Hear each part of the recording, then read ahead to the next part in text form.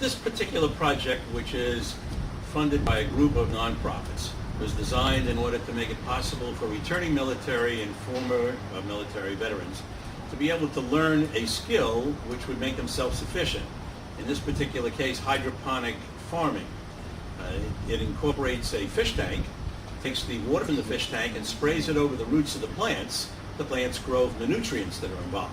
That means that a returning military person or an older veteran would have the ability to not only grow produce, in this particular case pretty much whatever they want to eat, but also the total amount that's grown would be part of a cooperative, so that this could be sold to Walmart and other grocery chains in order to make it possible for them to derive revenue, which goes back into the program.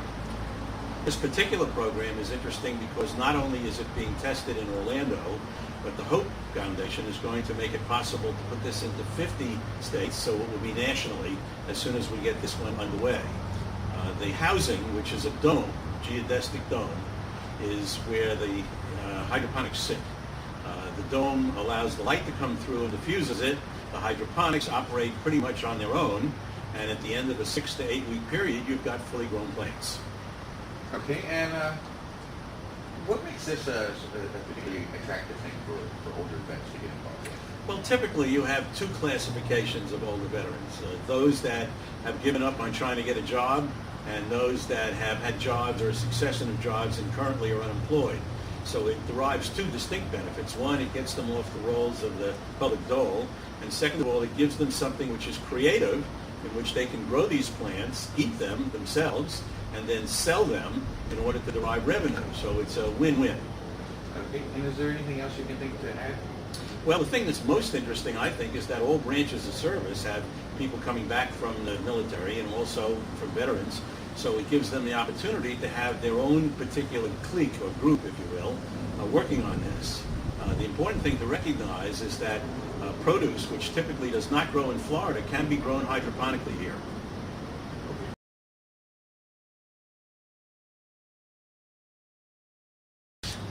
Everybody was concentrated on returning veterans from Afghanistan and Iraq. Right.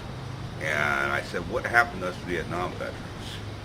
The guys out there trying to find employment. Guys like me with limited mobility. And so Mike introduced me to this concept. And I said, geez. I said, you know, maybe for a chance I can do something creative. And I'm 61 years old now, and I have bad health problems.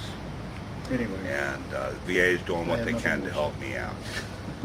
But this is a godsend to me, and I've known Mike for years, and I trust him. And he said, "Hey, Fred," he says, "can you help me on this?" So that's why I'm here.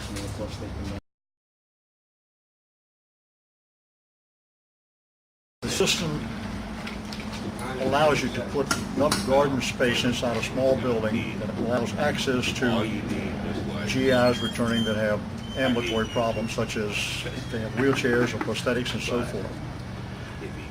What we've designed is a vertical set of gardens that will house maybe 7 or 8 square foot vertically to grow different types of vegetables, fruits, and so forth, their choice.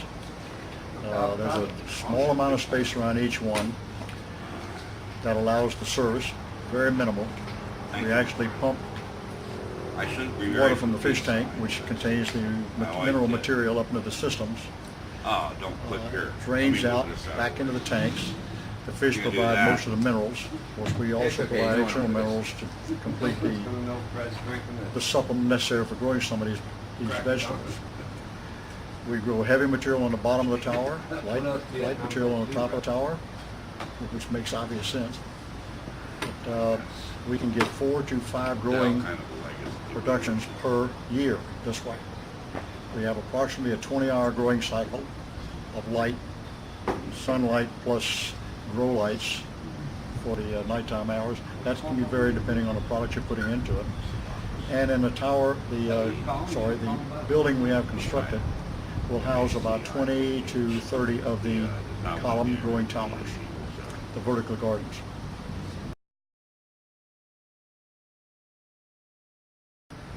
We can grow melons of any type. which you'll see will be hanging outside of this column with the roots and everything on the end. The wheelchair can get around it and service it. About 6, 8 to 10 towers will provide. Now, watermelons wouldn't fit into this, would they? Oh yes. Yeah? Yeah, watermelons fell all over the ground, you know, and that's in the walk area between the towers.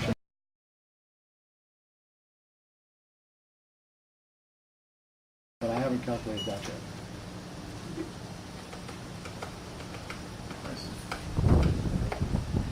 I've exhausted my repertoire, gentlemen. Okay, Charlie, if we can have you and Fred over here. Fred, can we have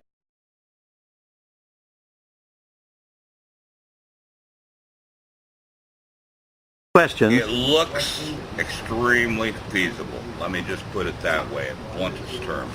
Yes.